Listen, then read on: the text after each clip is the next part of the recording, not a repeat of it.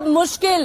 Cabinet की बैठक में अहम फैसले पर मुहर लग गई है। बिहार शिक्षक बहाली नियमावली में संशोधन किया गया है।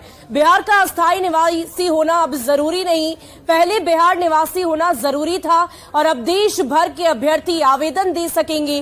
बीटेट, सीटेट और एसटीईटी अभ्यर्थियों की चुनौती अब और भी ज्यादा बढ़ गई है, क्योंकि दूसरे राज्यों की जो अभ्यर्थी होंगे उनके साथ भी अब उनका कंपटीशन होगा। वो भी परीक्षा में बैठ सकते हैं, उन्हें भी इस बात की अनुमति मिल गई है। तो ये बड़ी जानकारी दे रहे हैं शिक्षक बहाली से जुड़ी हुई बहुत बड़ी खबर। बिहार में शिक्षक बनना अब और भी ज्यादा मुश्किल हो गया है। कैबिनेट की बैठक में एक अहम फैसले पर मुहर लग गई है। शिक्षक बहाली नियमावली में एक बहुत बड़ा संशोधन किया गया है। दरअसल पहले बिहार का अस्थायी निवासी होना अभ्यर्थियों को जरूरी था, लेकिन अब ये जरूरी नहीं रहा। संशोधन यही किया गया है कि दूसरे राज्य के जो अभ्यर्थी हैं वो भी इस परीक्षा में बैठ सकते हैं, वो भी बिहार में शिक्षक बन सकते हैं। बीटेट, सीटेट और अन्य जो भी परीक्षाएं हैं, एसटीईटी अभ्यर्थी की चुनौती और भी ज्यादा बढ़ गई है, क्योंकि इन परीक्षाओं में अब दूसरे राज्य के अभ्यर्थी भी बैठ सकते हैं और उन्हें भी अब बिहार में मौका मिलेगा शिक्षक बनने का। तो शिक्षक बहाली से जुड़ी हुई ये बहुत बड़ी जानकारी दे रहे हैं। बिहार में शिक्षक बनना अब और भी ज्यादा मुश्किल हो गया है। अगर आप शिक्षक बनना चाहते हैं, अगर आप भी अभ्यर्थी हैं और अगर दूसरे राज्य में हैं, बिहार आकर अगर आप काम करना चाहते हैं, परीक्षा में बैठना चाहते हैं, तो आपको इसकी अनुमति है।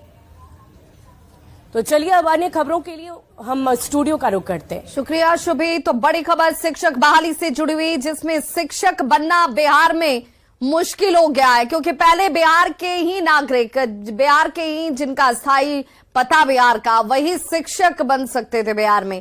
लेकिन अब कैबिनेट की बैठक में एक फैसला, और उस फैसले ने अब बिहार के शिक्षकों की या शिक्षक बनने की चाहत रखने वालों के सामने अब कंपटीशन खड़ा कर दिया है, बड़ा कर दिया है। हमारे सहयोगी रजनीश हमारे साथ इस वक्त सीधे पटना से लाइव जुड़ के हैं। रजनीश, इस खबर को कुछ जो कॉम्पिटिटिव स्टूडेंट्स होंगे, जो अभ्यर्थी होंगे, उनके लिए चुनौतीपूर्ण माना जाए, क्योंकि अब शिक्षकों के लिए दायरा पूरे देश भर का हो गया है।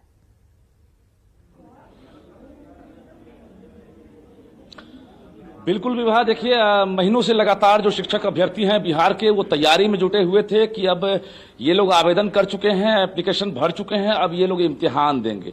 लेकिन ऐन वक्त पर बिहार सरकार की तरफ से एक तरह से कहिए बिहार के स्टूडेंट्स को बड़ा झटका लगा है। और झटके के बाद जो अभ्यर्थी हैं क्या सोचते हैं, क्योंकि अब कंपटीशन बढ़ गया है।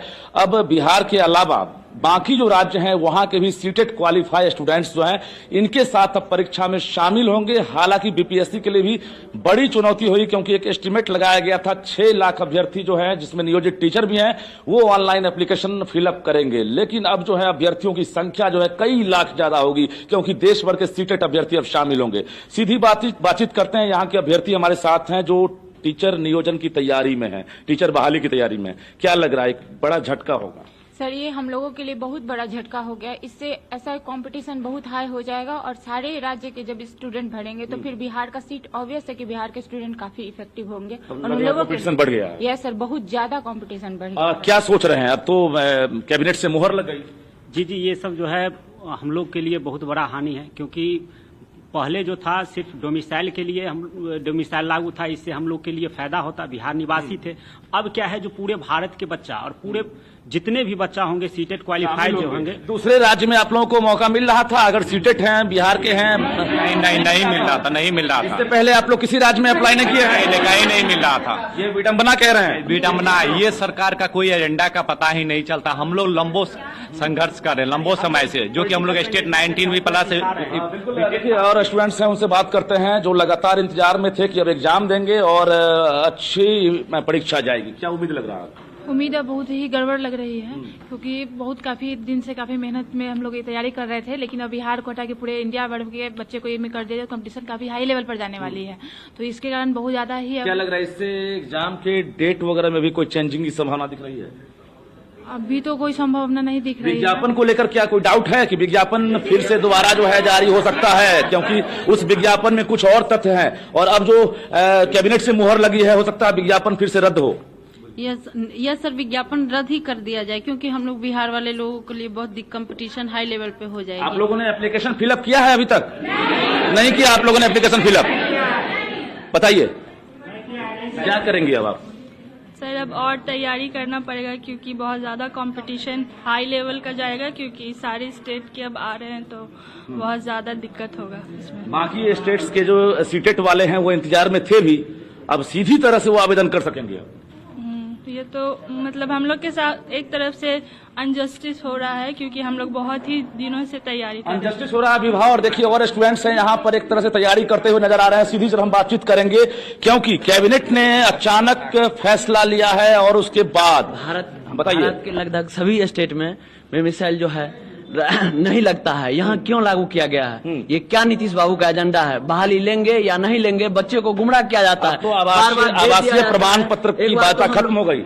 हाँ, आवासीय प्रमाण पत्र की बात खत्म हो गई। ये क्यों हुआ? ये हम नीतीश बाबू से जानना चाहेंगे। नीतीश बाबू का ये क्या एजेंडा है?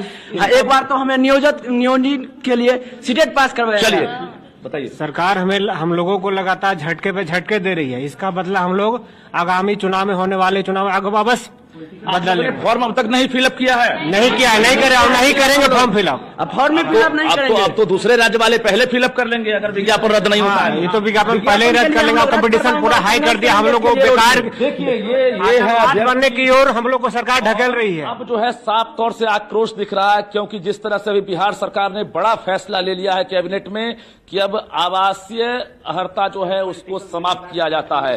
जाहिर है जो स्टूडेंट्स हैं जो लगातार सीटेट रजनीश, लेकिन सरकार बार बार ये कहती रही है कि जब ये सवाल उठता है कि शिक्षक जो है वो नॉलेजेबल नहीं है, उनको खुद शिक्षा जो है वो उच्च स्तर की नहीं है, तो फिर बच्चों का भविष्य कैसे बनाएंगे? तो गुणवत्तापूर्ण शिक्षा के लिहाज से क्यों इस बदलाव का पर नाराजगी है? अगर कंपटीशन होगा तो कंपटीशन में जो बेहतर होंगे, जो अच्छे होंगे या सबसे बेहतर जो अभ्यर्थी होंगे वो निकलकर सामने आएंगे, शिक्षा का स्तर ऊंचा उठेगा।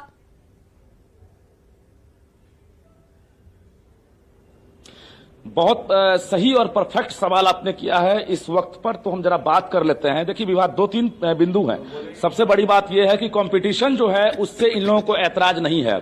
जो भी स्टूडेंट्स हैं जरा एक बार हम हाथ उठाकर पूछते हैं कि आप लोग कंपटीशन में भाग लेना चाहते हैं या सीधे नियोजन चाहते हैं? यस सर, कंपटीशन चाहते हैं। देखिए कंपटीशन से ऐतराज नहीं है इन लोगों को। इन लोगों को अब दिक्कत हो गई है, ओपन जो दरवाजा कर दिया गया है पूरे देश भर के स्टूडेंट्स अब जो है जो सीटेट पास हैं, चाहे वो तमिलनाडु के हों, चाहे मुंबई के हों, चाहे झारखंड के हो, पश्चिम बंगाल के हों, दिल्ली के हों, अब अगर सीटेट पास हैं तो बिहार में वो गुरुजी बन सकते हैं। अब इन लोगों को चिंता इस बात की है कंपटीशन बढ़ जाएगा और लाखों की संख्या में जो अभ्यर्थी हैं वो बिहार के बाहर के अब जो है यहाँ अप्लाई करेंगे और इन लोगों की तैयारी जो है उसमें कहीं ना कहीं पानी फिर सकता है। विवाह जरा कुछ और स्टूडेंट्स हैं उनसे हम बात करने की कोशिश करते हैं क्योंकि ये लोग तैयारी कर रहे हैं। कोचिंग इंस्टीट्यूट की तस्वीर हम दिखा रहे हैं जहां पर ये लोग सुबह से शाम तक नजर आते हैं। अब क्या करेंगे आप लोग? जी स्टेट में हम लोग का कोई अथी नहीं होता है, तब बिहार में क्यों अदर स्टेट वालों को मतलब शामिल किया गया है? किससे सवाल है ये? मुख्यमंत्री से है सर, शिक्षा मुख्यमंत्री से, शिक्षा विभाग से बोल रहे हैं। बिल्कुल, यानी कि इस वक्त